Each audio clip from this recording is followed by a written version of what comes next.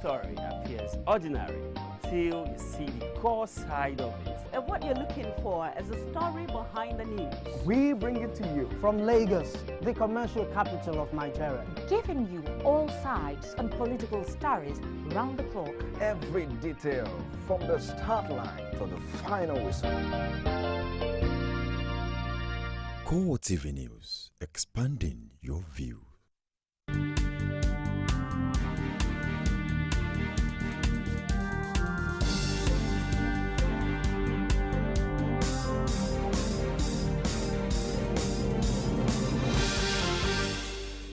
Hello there, welcome to CoreTV News at 7. I am Gift Ogete. President of the Nigerian Bar Association, Augustine Alege, says the leadership crisis currently rocking the House of Representatives over the defection of the Speaker, Aminu Tambuwal, is due to loopholes in the nation's constitution. Alege, who spoke to journalists at the end of a meeting of the Midwest Bar Forum, comprising lawyers from Edo and Delta states, says the removal of Tambuwal's security aids is because of the poor administration of justice in Nigeria. It says the nation's constitution did not envisage the defection of either the Speaker of the House of Representatives or the Senate President, since they are both expected to preside over the argument of a lawmaker defecting from one party to another. Alege ordered that the police erred with the withdrawal of the security details of the Speaker because the power to determine whether there had been a breach of the Constitution or not does not reside with the police. Going further, Alege stated that no part of the Constitution says the Speaker or President of the Senate must come from the ruling party, but that it only states that majority members of the House must vote for such an individual, urging Tambuwal to let his deputy preside over his matter and decide accordingly. He also condemned the delay in getting the court to decide on the case of the lawmakers who decamped from the PDP to the APC earlier after almost 8 months. Ahead of a scheduled meeting between PDP leaders and members of the party's caucus in the House of Representatives, activist lawyer Festus Kayamo wants the federal lawmakers to set aside party differences to fight off the ongoing encroachment by the executive. In an interview with CoreTV News in Abuja, Kayamo maintained that it's the only way impending chaos can be averted in the nation's democracy. He also noted that the Speaker, Aminu Tambuwal, had every reason to sue the police and the government over the withdrawal of his orderlies. What we are witnessing is the most grievous abuse of power that we are witnessing in the case of Tambuwal. It's not Tambuwal that's on trial, it is the House that's on trial. The House must insist across party lines that the executive must not interfere in their affairs. If they can gather enough people to remove him the next time the House convenes, for Christ's sake, let them do so. Let them do so, but the federal government should not be hiding behind one finger. Using the police now is like somebody trying to hide behind one finger. Because people know those behind. They know that it is the federal government behind the police.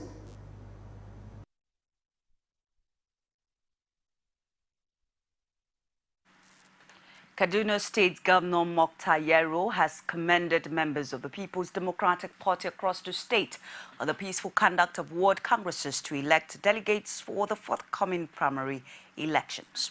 Speaking after taking part in the ward congress at his Kwara ward in Zaria local government area, the governor said the peaceful exercise is an indication of the unity and internal cohesion within the party. Yero said reports from across the state indicated that members of the party have once again demonstrated that PDP remains a big united family. The People's Democratic Movement has elected new national executives at a convention which ended in the early hours of Saturday. Former interim chairman Bashir Yusuf emerged the new national chairman by consensus. And speaking later with newsmen, he described PDM as a real change agent in the polity. The PDM chairman lamented that politics in Nigeria is associated with the seat, but argued that his party is set to raise the bar. In Africa, our infrastructure is first class, except for power. Our roads are first class in Africa, in the context of Africa.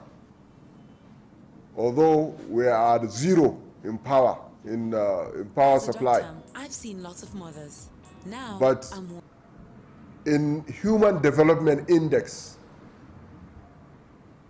employment, infant mortality, all the things that, quality of education, all the things that develop the human being, in Africa, we are in the bottom 10.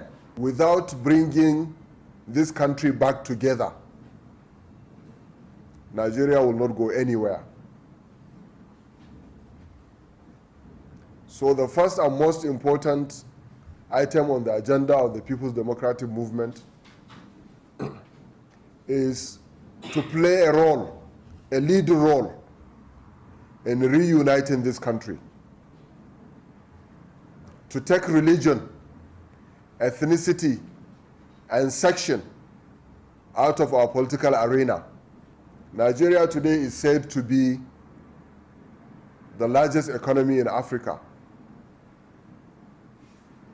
But the largest economy in Africa, with 175 million people, have 110 or 112 million Nigerians living in poverty. So it's a country of great inequality. It is our responsibility to democratize opportunity so that prosperity becomes the right of every citizen of Nigeria, not the right of a very few. As the 2015 general elections approaches, youth have been urged to be agents of change. The call was made at the first work for positive change held within the confines of Agege State's constituency, won by a group led by Awolabi Olateju, a youth activist and aspirant for the constituency seat in the Lagos State House of Assembly. Kazim Kasali was part of the work. His report is presented from our studios. Marked work for positive change. The work took the participants through areas in Agege such as Otubu, Moshalashi Alaja, and others, and terminated at its start-off point, the LSDP Dairy Farm Estate in Agege, with the participants dancing, singing, and reaching out to both the old and young to be part of what the convener Awolabi Olateju says is a parading shift for all Nigerians to change the way things are done in our sectors positively. The primary aim of positive change is to promote employment, to promote empowerment, and to see how we can elevate the living condition of people starting with the Agege metropolis. We intend to carry this initiative to other constituencies, and we started with Agege, and we also aim to promote good governance. Talk is cheap, and I think we've made a big statement with this work we just concluded. People can see that we are serious. We have a series of media houses here, media houses that cover most of the local stations here in Nigeria, and we can see the people, you can see the support, you can see that people want a change, people want a positive change, and we are motivated, and we will not look back from this. Some of the participants spoke to CoreTV News on why they are a part of the work, which is also an awareness campaign by the convener for his bid as a member of the Lagos State House of Assembly seat in the 2015 general elections. It's about time we get positive change in Nigeria. It's our everyday lives is all in Nigeria. Everything we do concerning us is about our environment and all of that, and we need to see a change in what is happening.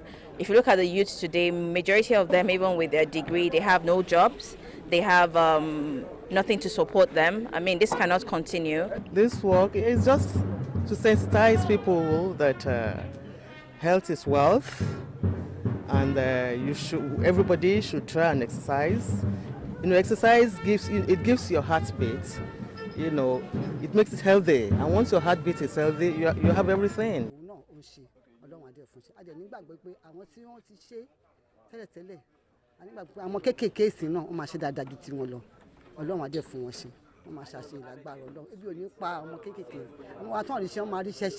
Though the work, which was according to the participants invigorating, has come and gone, it is only hoped that the message of change will be one that will be taken on board by all Nigerians.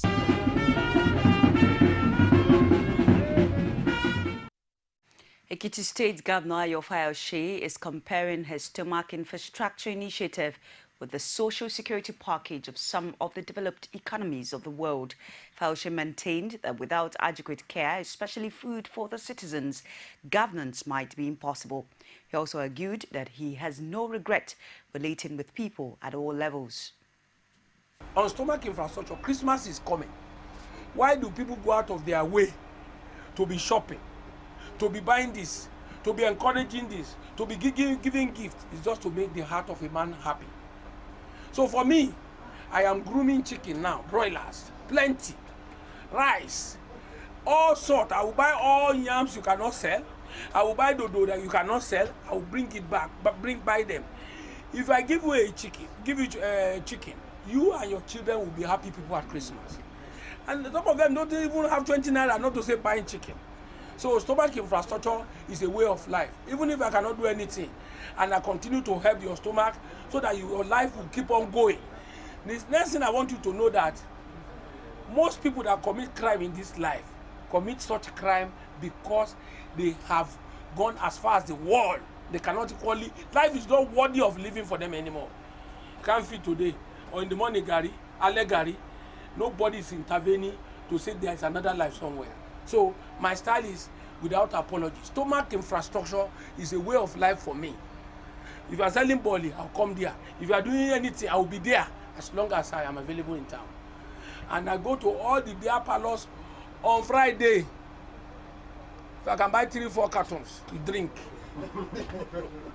I go to like 20 beer parlors on a Friday. Everybody knows they are expecting me. Because what makes you happy might not make another man happy. Governance is not church. It's about diverse characters, and you must relate to them as such.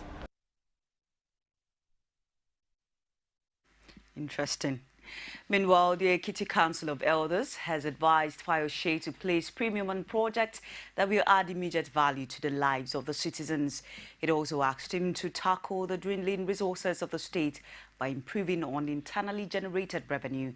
In a communique signed by its chairman, Deji Fashon, after its ordinary meeting at the weekend, the council, which advised the governor to de-emphasize preference for capital projects with long gestation periods, said it appeared that the Ekiti people had no tolerance for projects that had no immediate value on their lives. The elders noted that the immediate past governor made tremendous efforts at improving the state's IGR. It, however, stated that the feat was still abysmally low compared to other political units in Nigeria. It appealed to Ekitis at home and in the diaspora to invest in the state to support efforts by the government to improve employment.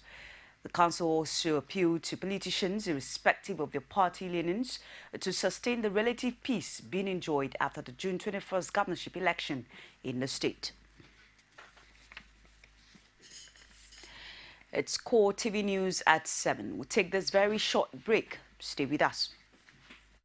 From time immemorial, women have birthed life, shaped character, and by extension, influenced the society. Moremi of Ife, Emoten of Benin, Queen Aminat of Zaria, all women of influence and power. Whether it's before election, after election. How ironical. Women being so powerful, yet have few grounds in decision making. They see you as a wife, and I see you as a wife to a man. We are talking women in politics. A woman will be bold enough to stand up and say, I want to become president of Nigeria. Only on CoreTV News. Thanks for staying tuned with us. Do not forget that you can also catch us on our social media platform. On Facebook, it's www.facebook.com/CoreTVNews. And Twitter is at CoreTVNewsNG. And YouTube, www.youtube.com/CoreTV_News. Due to the increase in Boko Haram attacks in some parts of Adamawa State, the government on Saturday slammed a curfew on every part of the state. Though there has been curfew in some parts of the state for some time now, the government made the declaration in a press statement signed and issued by the Secretary to the State Government, Ibrahim Welye. The curfew will now commence from 9 p.m. to 5 a.m. daily. However, it stated that those on essential services and with permit are allowed to carry out their duties. Following recent attacks in Mubi and environs, the Adamawa State Governor Balangilari has called on the people to pray for the return of peace and tranquility in the state. The governor made the call during a statewide broadcast. Ngilari says he is doing his best to alleviate the sufferings of the people. It is with a deep sense of sorrow and pain in my heart that I address you today. You are all aware of the recent attacks by insurgents at Upa, Maraba Mubi, Mubi Town, and other towns in our state that have left a number of our citizens dead and scores of others displaced and unquantified loss of property. I wish to reassure you that I am doing all I can with my team to address this situation. I've also been in touch with the presidency and the office of the Minister of Foreign Affairs to address the issue of our citizens who are now refugees in the Cameroons. I'll continue to do all I can until they are provided with basic necessities such as food, water, and until they are brought back to our state to reunite with their loved ones, families, and friends. I want to call on all the citizens of our state to continue in earnest prayers that God will take away this scourge of insurgency and restore the peace and tranquility that our state has always been known for.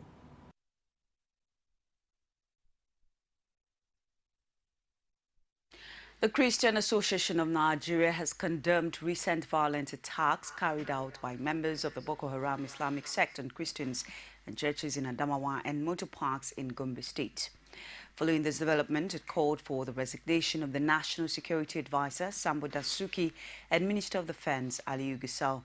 While the attack in Adamawa State was said to have also affected civilians, police stations, prisons, and military formations in different parts of the state, the bomb explosion at the Gombe Motor Park was said to have killed over 30 people and left several others injured. Khan therefore wondered why the NSA and the Defense Minister have not voluntarily resigned their appointment for poor coordination of relevant agencies to tackle the security challenges in the northeast region of the country, despite the huge budgetary allocations for the purpose. The General Secretary of Khan, Musa Asake, in a statement issued on Saturday in Abuja, maintained that the recent insurgency in the northeastern part of the country had confirmed the association's position all along that the Islamic group has no other mission than to destroy all Christians in the region and install an Islamic regime.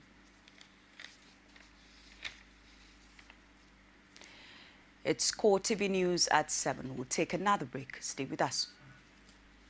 You can now watch CoreTV News live from anywhere in the world on our website, www.coretvnews.com. Click on Live TV on our website and watch us live. And welcome to CoreTV Primetime Days. To follow us on Twitter, click on Twitter icon on our website. And Facebook, click on the Facebook and YouTube to see all our previous news production. You can also watch us live on YouTube. Click CoreTV, leave a space, then News. CoreTV News, a 24-hour news station. Welcome back. CoreTV News at 7. The United Nations-backed Intergovernmental Panel on Climate Change has made a call for a stop to be put the unrestricted use of fossil fuel by the year 21,000 if the world must avoid a major climate change catastrophe. The panel, in its latest report, says fossil fuels without capture and storage should be phased out almost entirely, positioning that all the world's electricity must and can be produced from low-carbon sources. IGPCC chair said a rapid phase-out of high-carbon Meeting sources of energy is vital to ensure that temperature increases are kept below 2 degrees centigrade by the end of the century. 3 previous reports from the IPCC issued over the past 13 months have all outlined the causes, impact, and the potential solutions to climate change. The synthesis boils the 3 points into one with the sole intention of forming politicians engaged in attempts to deliver a new global treaty on climate change by the end of 2015. The United States Transport Safety Agency says investigations into the Virgin Galactic crash in California desert could take up to a year. Head of the agency, Christopher Hart, however, says Virgin Galactic will be able to conduct test flights while the investigation is on. The spacecraft built by Virgin Group suffered a crash on Friday when the craft broke into 2 mid-air, with one of the pilots killed while the other was injured. Virgin Chief Richard Branson, speaking on the crash to a news conference, says he and his team are determined to find out what led to the crash and learn from it. U.S. National Transportation Safety Board Chief Christopher Hart says his team had completed a first full day of investigation and would be examining evidence at the scene for 4 to 7 days from the debris spread over an area of 5 miles from end to end. The crash has, however, been described as a massive setback for the commercial space industry by Richard Branson. And that's our news for this hour. Thank you so much for watching. Coming up shortly is a special interview with PDP presidential aspirant Abdul Jayo Tafawa Balewa. Stay with us. I am Gift Ogete.